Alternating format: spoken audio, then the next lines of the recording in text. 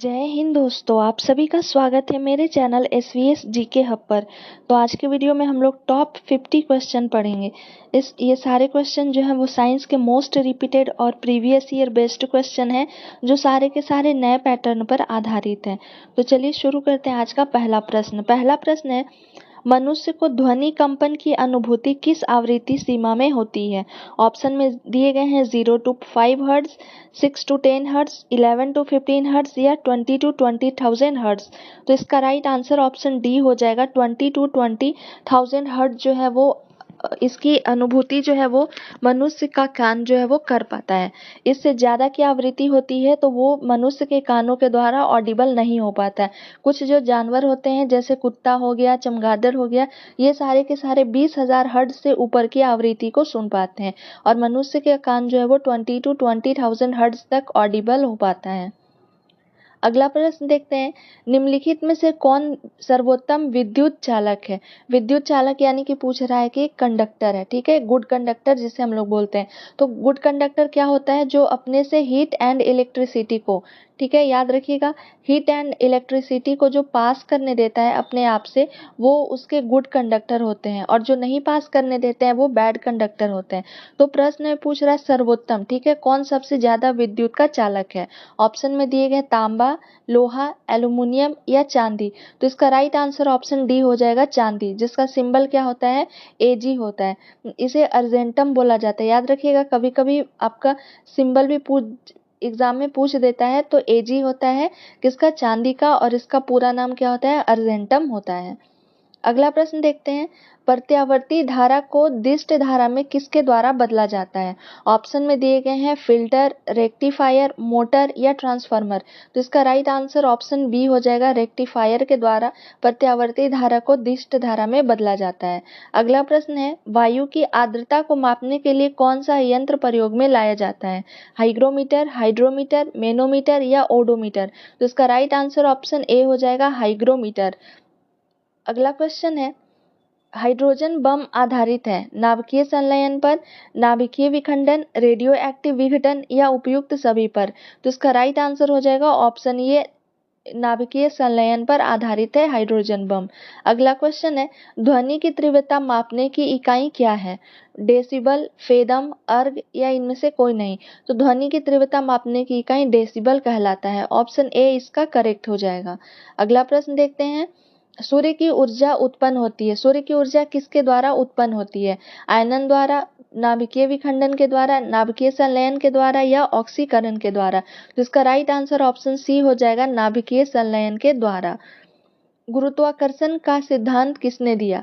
गुरुत्वाकर्षण का सिद्धांत किसके द्वारा दिया गया था? तो ये दिया गया था सर आइजैक न्यूटन के द्वारा। सर आइजैक न्यूटन, देखिए आपका ऑप्शन सी में दिया गया है, तो राइट आंसर इसका ऑप्शन सी हो जाएगा। उन्होंने 1687 में अपने प्रसिद्ध कार्य के लिए एक बुक लिखा था जिसका नाम क्या है?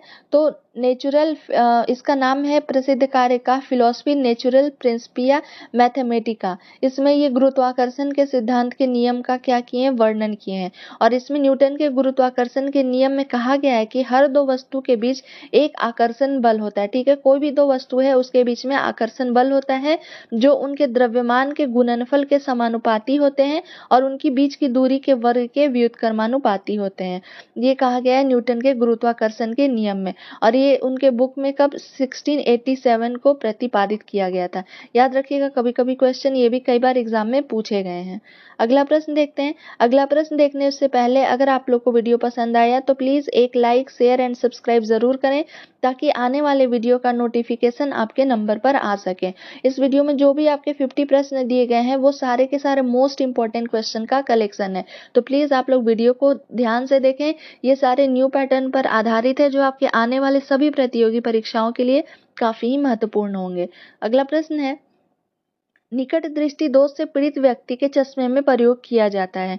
उत्तल लेंस, समतल उत्तल लेंस, अवतल लेंस या समतल अवतल लेंस। तो इसका राइट आंसर हो जाएगा, अवतल लेंस का प्रयोग किया जाता है, ऑप्शन सी। अवतल लेंस को किस नाम से जाना जाता है? तो कनकेव लेंस भी बोला जाता है, ठीक है, कनकेव लेंस। और वही अगर कनकेव मिरर का बोला जाएगा तो कनकेव मिरर को किसके लिए किया जाता है?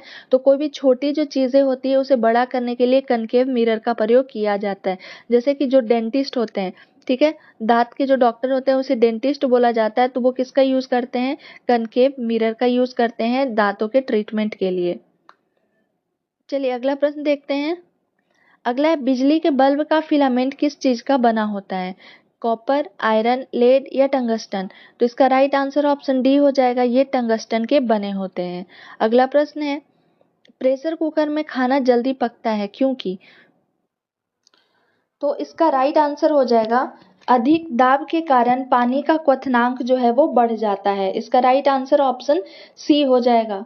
अगला प्रश्न है, ध्वनि नहीं गुजर सकती है, ऑप्शन में दिए गए हैं जल, स्टील से, वायु से या निर्वात से। तो इसका करेक्ट आंसर हो जाएगा ऑप्शन डी, निर्वात से ध्वनि नहीं गुजर सकती है, क्योंकि ध्वनि को गुजरने के लिए कोई ना कोई माध्यम का होना जरूरी होता है, और निर्वात जो है इसका राइट आंसर हो जाएगा। अगला प्रश्न है, भविष्य का ईंधन किसे कहते हैं। तो भविष्य का ईंधन जो है वो हाइड्रोजन को कहा जाता है। इसका राइट आंसर हाइड्रोजन हो जाएगा। अगला प्रश्न है, ऊर्जा का एसआई मात्रक क्या होता है। तो ऊर्जा का एसआई मात्रक जूल कहलाता है। जूल इसका करेक्ट आंसर हो जाएगा।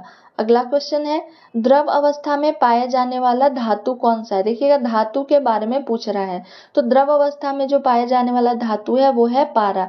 इसे हम लोग कमरे के टेम्परेचर पे भी आसानी से रख सकते हैं। अगला प्रश्न है, विद्युत फ्यूज मिश्रण होता है। विद्युत फ्यूज किसका किसका मिश्रण होता है, तो वो तांबा का होता है, टीन का होता है और सीसा का होता है। तांबा, टीन, सीसा। दूध में कौन सा विटामिन नहीं पाया जाता है। तो दूध में जो विटामिन नहीं पाए जाते हैं वो क्या होते हैं, विटामिन सी। जो भी खट्टे पदार्थ होते हैं, ठीक है, खट्टे पदार्थ में क्या पाया जाता है, तो विटामिन सी पाया जाता है। जैसे कि आपका आंवला हो गया, तो आंवला ये सब खट्टे पदार्थ होते हैं तो उसमें विटामिन सी पाए जाते हैं। लेकिन प्रश्न में यहाँ पूछ रहा है कि दूध में कौन सा विटामिन नहीं पाया जाता है, तो विटामिन सी हो जाएगा। अगला प्रश्न है, मूत्र का निर्माण कहाँ होता है। तो जो यूरिन होते हैं उनका निर्माण वृक्क में होता है, जिसे हम लोग और किस नाम से जानते हैं, तो किडनी के नाम से जानते हैं। अगला प्रश्न है, दूध में पाई जाने वाली शर्करा क्या है। देखिए पूछ रहा है शर्करा के बारे में, तो दूध में जो शर्करा पाई जाती है वो क्या कहलाता है, लैक्टोज कहलाता है। अगला प्रश्न है, दूध में उपस्थित प्रोटीन होते हैं। प्रोटीन के बारे में जब पूछा जाएगा तो वो कौन सा होता है, तो वो प्रोटीन होते हैं केसिन। इसका राइट आंसर केसिन हो जाएगा। मेढक के हृदय में कितने भाग होते हैं। मेढक के हृदय में भाग जो है वो कितने होते हैं, तो 3 होते हैं। इसका राइट आंसर 3 हो जाएगा। अगला प्रश्न है, मानव के मस्तिष्क का वजन कितना होता है। मानव मस्तिष्क का वजन जो है वो 1350 ग्राम के लगभग होता है। मानव शरीर की सबसे छोटी अस्थि कौन सी है। सबसे छोटी अस्थि के बारे में पूछ रहा है। अस्थि यानी कि क्या हो गया, बोन जिसे हम लोग बोलते हैं, ठीक है। तो सबसे छोटी अस्थि जो है वो स्टेपिज होती है, स्टेपिज। और वो कहाँ पाया जाता है, तो वो हमारे कान में पाए जाते हैं। और अगर सबसे बड़ी की पूछा जाए तो सबसे बड़ी कौन सी हड्डी होती है, तो वो फीमर होती है। और ये कहाँ पाए जाते हैं, तो ये जांघ में पाए जाते हैं। और वही अगर आपसे सबसे छोटी पूछा जाएगा तो स्टेपिज हो जाएगा, जो हमारे कान में पाई जाती है। अगला प्रश्न है, ध्वनि का वेग सर्वाधिक किसमें होता है। तो ध्वनि का वेग अभी हम लोग पढ़े थे कि ध्वनि किससे होकर नहीं गुजर सकती है, तो वो निर्वात हो जाएगा। लेकिन प्रश्न यहाँ क्या पूछ रहा है कि सबसे अधिक वेग किसमें होता है, तो इसका राइट आंसर क्या हो जाएगा, ठोस में होता है, सॉलिड। अगला प्रश्न है, शरीर की सबसे बड़ी ग्रंथि कौन सी है। तो शरीर की सबसे बड़ी ग्रंथि का नाम क्या है, यकृत। याद रखिएगा, मोस्ट इंपॉर्टेंट क्वेश्चन है ये। सारे के सारे एग्जाम में कई बार ये क्वेश्चन रिपीट हुए हैं कि शरीर की सबसे बड़ी ग्रंथि यकृत होता है। अगला प्रश्न है, लिंग निर्धारण होता है, ठीक है। लिंग निर्धारण यानी कि जो भी अनबॉर्न बेबी होते हैं उसमें वो मेल होगा या फीमेल होगा, वो किस पे डिपेंड करता है, तो वो डिपेंड करता है पुरुष के क्रोमोसोम पर। इसका राइट आंसर क्या हो जाएगा, पुरुष के क्रोमोसोम पर। क्योंकि पुरुष में जो क्रोमोसोम होता है वो क्या होता है, एक्स और वाई होता है। तो वो डिपेंड करता है कि फर्टिलाइजेशन किसमें, एक्स में है या वाई में। क्योंकि फीमेल जो होते हैं उसमें जो क्रोमोसोम पाए जाते हैं वो क्या होता है, एक्स एक्स होता है। लेकिन मेल में क्या पाया जाता है, एक्स वाई पाया जाता है। तो जो भी अनबॉर्न बेबी होता है उसका सेक्स का determination depends on the chromosome of male. अगला क्वेश्चन है, शरीर में गुणसूत्रों की संख्या कितनी होती है? गुणसूत्र यानी कि किसकी बात हो रही है? क्रोमोसोम की। ठीक है, तो क्रोमोसोम का जो संख्या होता है वो कितना होता है? 46 होता है। अगर वही आपसे पेयर पूछा जाएगा कि कितनी जोड़ी पाई जाती है, तो वो क्या हो जाएगा? 23 पेयर होते हैं, लेकिन यहाँ संख्या पूछा जा रहा है तो संख्या 46 होते हैं। अगला प्रश्न देखते हैं, शरीर की सबसे बड़ी कोशिका होती है, तो शरीर की सबसे बड़ी कोशिका का नाम क्या है? तंत्रिका। इसका राइट आंसर हो जाएगा तंत्रिका। अगला प्रश्न है, शरीर का सबसे बड़ा अंग कौन सा है? तो शरीर का सबसे बड़ा अंग जो है वो है क्या है? त्वचा है। त्वचा इसका राइट आंसर हो जाएगा। अगला प्रश्न देखते हैं, पित्त स्रावित होता है। ठीक है, पित्त जो है वो कहाँ स्रावित होते हैं? जैसे पित्त को हम लोग और किस नाम से जानते हैं? तो बाइल के नाम से जानते हैं। और ये किसके द्वारा स्रावित होते हैं? तो ये यकृत के द्वारा स्रावित होते हैं। अगला प्रश्न है, भोजन का पाचन प्रारंभ होता है, सबसे पहले जो फूड लेते हैं वो हम लोग कहाँ से लेते हैं? तो सबसे पहले फूड जो है वो हमारे मुख में जाता है, तो माउथ इसका करेक्ट आंसर हो जाएगा, मुख या माउथ। क्योंकि सबसे पहले जो भोजन का चबाने का काम होता है, और भोजन का चबाने के काम कौन करता है? तो ये दांत के द्वारा होता है, जो हमारे मुख में पाए जाते हैं। अगला प्रश्न है, ब्लड बैंक किसे कहा जाता है? ठीक है, मोस्ट इंपॉर्टेंट क्वेश्चन है ये भी कि ब्लड बैंक के नाम से किसे जाना जाता है? तो ब्लड बैंक के नाम से प्लीहा को जाना जाता है। ठीक है, इसे स्प्लीन भी बोला जाता है, याद रखिएगा, प्लीहा या स्प्लीन दोनों आपका सेम ही होता है। उसे ब्लड बैंक के नाम से जाना जाता है। अगला प्रश्न है, श्वेत रक्त कण को क्या कहा जाता है? श्वेत रक्त कण जिसे हम लोग क्या बोलते हैं? WBC बोलते हैं। ठीक है, व्हाइट ब्लड सेल या व्हाइट ब्लड कॉर्पसेस बोला जाता है। उसका दूसरा नाम क्या होता है? तो उसे ल्यूकोसाइट्स के नाम से भी जानते हैं। अब इसे ल्यूकोसाइट्स क्यों बोलते हैं? क्योंकि ये हमारे बॉडी में क्या करते हैं कि जो इन्फेक्शन होता है, ठीक है, बाहरी जो संक्रमण होते हैं, तो इससे हम WBC जो है वो हमारे बॉडी को रक्षा करता है। इस कारण से इसे क्या बोला जाता है? तो इसका दूसरा उपनाम जो है वो और क्या है? Soldier of the body. ठीक है, सोल्जर ऑफ द बॉडी भी बोला जाता है किसको? तो WBC को बोला जाता है। इसका सोल्जर का काम क्या होता है? रक्षा करना। तो इसी प्रकार से ल्यूकोसाइट जो WBC होते हैं वो हमारे बॉडी को बाहरी संक्रमण से बचाते हैं। अगला प्रश्न है, श्वेत रक्त कण का जीवन काल, उनका लाइफ स्पैन जो होता है वो कितना होता है? तो उनका जीवन काल होता है 2 से 4 दिन। ठीक है, मैक्स इनका 4 दिन होता है, 2 से 4 दिन तक के इनका जीवन काल होता है। अगला प्रश्न है, लाल रक्त कण का जीवन काल कितना होता है? जिसे हम लोग क्या बोलते हैं? RBC बोला जाता है, रेड ब्लड कॉर्पसेस जिसे बोला जाता है। तो इनका जीवन काल जो होता है 120 डेज होता है RBC का। अगला प्रश्न है, मनुष्य के शरीर में रक्त की मात्रा कितनी होती है? यानी कि ब्लड की क्वांटिटी पूछ रहा है, तो ब्लड की क्वांटिटी कितनी होती है? तो 5 से 6 लीटर। जितने भी मनुष्य होते हैं उनमें 5 से 6 लीटर ब्लड की मात्रा पाई जाती है। अगला है, शरीर का सामान्य तापमान कितना होता है? नॉर्मल टेम्परेचर जो है वो कितना होता है? तो नॉर्मल टेम्परेचर जो है वो 37 डिग्री सेल्सियस होता है। ये डिग्री सेल्सियस में दिया गया है, जब डिग्री सेल्सियस में पूछा जाएगा तो क्या हो जाएगा? 37 डिग्री सेल्सियस हो जाएगा। वही अगर रक्तचाप ब्लड प्रेशर की बात करें तो क्या होता है? 120/80। ये नॉर्मल क्या होता है? BP होता है हमारे शरीर का।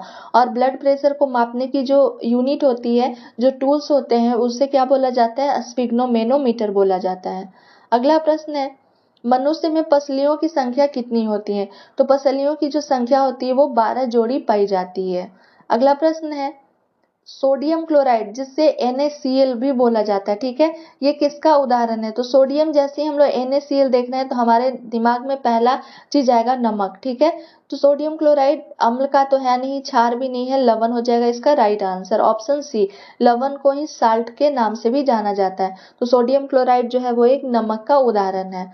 अगला प्रश्न है, मनुष्य के दांत पीले किसकी कमी से होते हैं? देखते हैं कभी कभी हम लोग इरेगुलर ब्रश करते हैं या किसी कारण से हमारे दांत में पीलापन आ जाता है, तो वो किसकी कमी से होता है? तो वो कमी होता है फ्लोरीन का। ऑप्शन ए करेक्ट हो जाएगा, फ्लोरीन। अगला प्रश्न है, पक्षियों का अध्ययन क्या कहलाता है? ओस्टियोलॉजी, ऑर्निथोलॉजी, एंटीमोलॉजी या जूलॉजी? तो इसका राइट आंसर ऑप्शन बी हो जाएगा, उसे ऑर्निथोलॉजी के नाम से जाना जाता है। ऑप्शन बी करेक्ट हो जाएगा। अगला प्रश्न है, नाभिकीय रिएक्टरों में ईंधन के रूप में किसका प्रयोग किया जाता है? तो नाभिकीय रिएक्टर में ईंधन के रूप में यूरेनियम का प्रयोग किया जाता है। इसका राइट आंसर यूरेनियम हो जाएगा। अगला प्रश्न है, कैंसर के इलाज में प्रयोग किया जाता है। कैंसर के इलाज में किसका प्रयोग किया जाता है? तो राइट आंसर हो जाएगा कोबाल्ट 60। ये भी प्रश्न कई बार एग्जाम में पूछे जा चुके हैं। अगला क्वेश्चन है, कैंसर का अध्ययन क्या कहलाता है? स्टडी ऑफ कैंसर किस नाम से जाना जाता है? तो उसे ऑन्कोलॉजी बोला जाता है। याद रखिएगा, ये भी मोस्ट इंपॉर्टेंट क्वेश्चन है, ऑन्कोलॉजी से बोला जाता है। अगला प्रश्न है, कीमोथेरेपी का उपयोग किसमें किया जाता है? किसके उपचार में कीमोथेरेपी का प्रयोग किया जाता है? तो जब कैंसर होता है तो कैंसर के ट्रीटमेंट में कीमोथेरेपी लिया जाता है। अगला प्रश्न है, ORT का पूरा नाम क्या हुआ? Oral rehydration therapy. ठीक है, कहा संबंध किससे है? कहीं कहीं ORS भी लिखा रहता है, तो O4 इसमें भी क्या होगा? ओरल। R4 क्या हो जाएगा? रिहाइड्रेशन। और S जो यहाँ दिया गया है तो वो S का मतलब क्या होता है? सॉल्यूशन हो जाता है। ठीक है, बाकी O और R दोनों सेम रहते हैं, ORT या ORS दोनों सेम है। तो ओरल रिहाइड्रेशन थेरेपी का संबंध किससे है? अतिसार से है। इसका राइट आंसर अतिसार हो जाएगा। जब भी हमें लूज मोशन होता है तो हमारे बॉडी में क्या होती है? पानी की कमी हो जाती है। तो हमारे बॉडी में पानी और नमक की कमी को दूर करने के लिए ORS का घोल हम लोग लेते हैं। अगला प्रश्न है, ग्लूकोमा एवं ट्रेकोमा बीमारी है, ये किस में पाई जाती है? ग्लूकोमा और ट्रेकोमा, तो ये हमारे आंखों में होने वाली एक बीमारी है। इसका राइट आंसर आंख हो जाएगा। अगला प्रश्न है, HIV की जांच के लिए, HIV किसके के जांच के लिए किसका प्रयोग किया जाता है? तो जो प्रयोग में लाया जाता है टेस्ट उसे बोला जाता है एलिसा टेस्ट। ठीक है, और HIV क्या है? तो एक वायरस है। याद रखिएगा, HIV एक वायरस है और इसका टेस्ट जो क्या कहलाता है? एलिसा टेस्ट कहलाता है। जब भी एड्स से कोई भी व्यक्ति पीड़ित होते हैं तो उन्हें जो टेस्ट कराया जाता है वो एलिसा टेस्ट कराया जाता है। अगला प्रश्न है, HIV द्वारा होने वाला रोग कौन सा है? HIV से कौन सी बीमारी होती है? तो एड्स होती है, AIDS जिसे हम लोग बोलते हैं। A4 क्या होता है? एक्वायर्ड। I4 हो जाता है इम्यून। D4 हो जाता है डेफिशिएंसी। और S4 क्या हो जाता है? सिंड्रोम। एड्स का पूरा नाम भी याद रखिएगा, प्रश्न में कभी कभी पूछे जाते हैं। अगला क्वेश्चन है, लेंस की क्षमता का मात्रक क्या है? तो लेंस की क्षमता का मात्रक क्या कहलाता है? डायोप्टर कहलाता है। लेंस की क्षमता का मात्रक ये 0.25 सेंटीमीटर। ठीक है, इसे याद रखिएगा क्योंकि ये भी प्रश्न कई बार एग्जाम में पूछे जा चुके हैं कि एक मनुष्य की स्पष्ट न्यूनतम दूरी कितनी होती है? तो 0.25 सेंटीमीटर। तो ये आपके कुछ इंपॉर्टेंट 50 साइंस के, फिजिक्स, केमिस्ट्री और बायोलॉजी के महत्वपूर्ण क्वेश्चन थे। आई होप आपको वीडियो पसंद आया होगा। Thank you for watching my video.